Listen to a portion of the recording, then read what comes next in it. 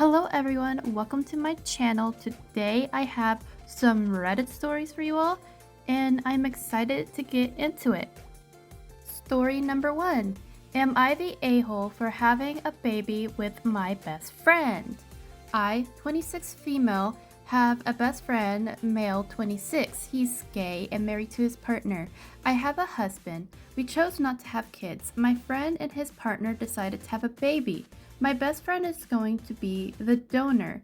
Him and his partner asked me if I'd be their egg donor, as they want the baby's mom involved in the baby's life. I was on board. However, I mentioned this to my husband and he was furious. He said he didn't like the idea of his wife having a baby with another man. I told him we would basically be the baby's aunt and uncle. He was not okay and now isn't talking to me. Subreddit, am I the a-hole?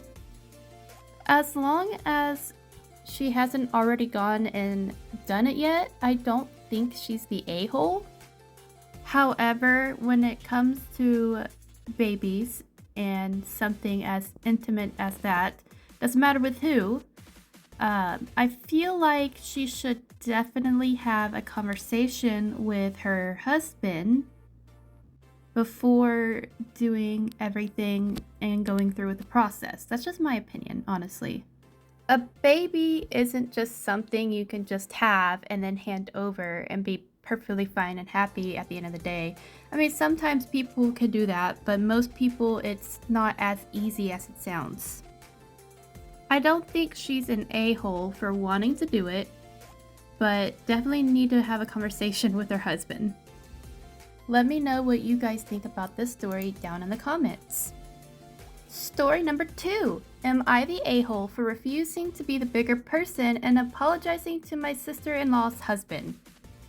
The entire family, in quotes, in-laws, have been divided since last year when some BS happened. I went to my sister-in-law's house to visit and my sister-in-law's husband slapped my 7-year-old ASD child across the face for running in the house.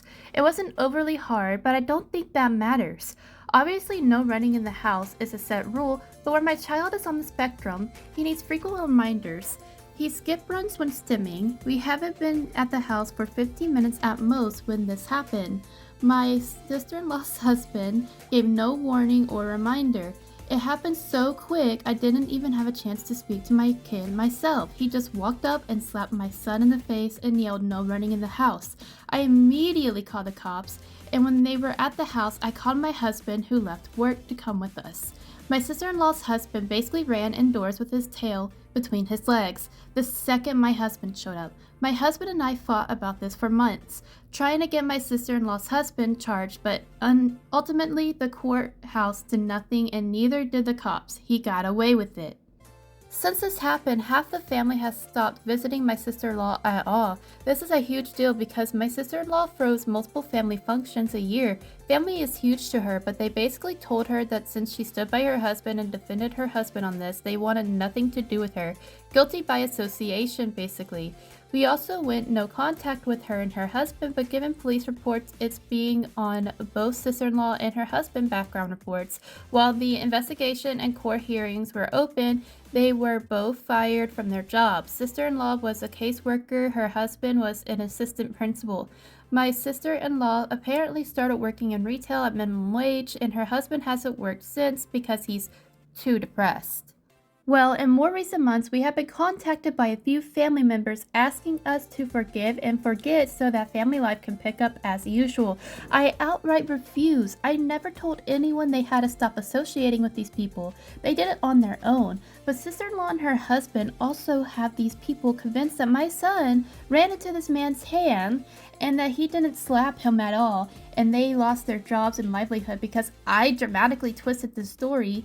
Now my mother-in-law, who never stopped contact, is asking me to be the bigger person and apologize to sister-in-law and her husband for making them lose their jobs over a mistake, so that the family functions can start again and the whole family will be together. She says that she's getting too old and to lose out on family time over a mistake. I basically told her tough SHIT and that my And that my sister-in-law and her husband are dead to me. I don't care who has a problem with it, but apparently I'm what's keeping the family divided.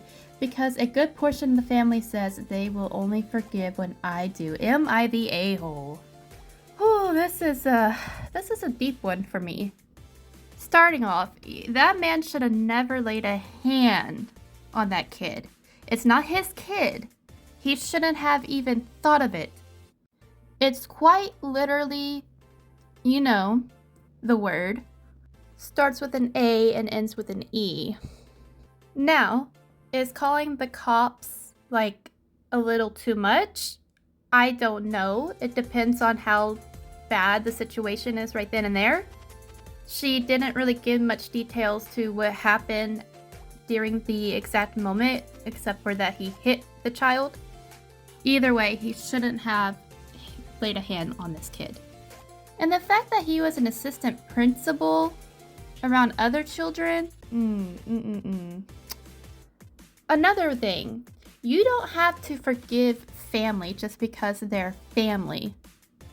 I have my own situations with my own family, and I haven't forgiven them. I haven't let it go. It's been over 2 years since said situation happened. If they're not willing to man up enough and actually sit down with you, have a genuine apology, say that, you know what, we were wrong, and then they try to at least make some sort of advances to make it right, they don't deserve shit. I'm just saying. Just because they're family doesn't mean that you have to forgive them. And this goes for anybody with any situation. It took me years to learn that. Just because they're family does not mean they deserve it. And a lot of the times when you just forgive and forget, the situation never resolves and sometimes comes back again later on. So OP is definitely not the a-hole. Story number 3. Am I the a-hole for not wanting to be friends with a Muslim? Recently, I met this Muslim girl in one of my classes and bonded over shared interests such as martial arts and fashion. She voiced to me that she is Muslim and I am an atheist. I asked her at one point if her views is that given my atheism, I'll end up in hell. She said yes, unfortunately, but she hopes I'll realize the truth and convert.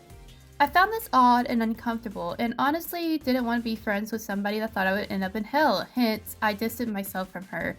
Some of my friends think I'm being intolerant, but I don't think so. Am I the a-hole? Alright, this one is a bit of a doozy. I'm gonna go with not the a-hole because you can choose who you want to be friends with. However, you can be friends with someone who is religious and just not bring up religion. You can totally have a healthy relationship with somebody who has opposite views of you. You just gotta understand where to draw the line in conversations. Me and my friend don't see eye to eye on a lot of stuff, but I know what to talk about with her, what not to talk about with her. And that's okay. She's still a great person, and I'm sure this girl's also a great person, just don't bring up the touchy subjects. But I'm gonna go with not the a-hole. That's just my opinion. Let me know what you guys think in the comments below. Alrighty everyone, that is it for today's video. If you liked it, please make sure to give me a thumbs up and subscribe. I am trying to grow my channel. I'm very small at the moment, as you could tell. And it would mean the world to me if you did. You can also comment some tips and ideas for later on in the future. If you like my sim, she will be on the gallery, and I'll have my ID linked in my description box below. I will also have my TikTok linked down below, which I do go live on TikTok quite frequently.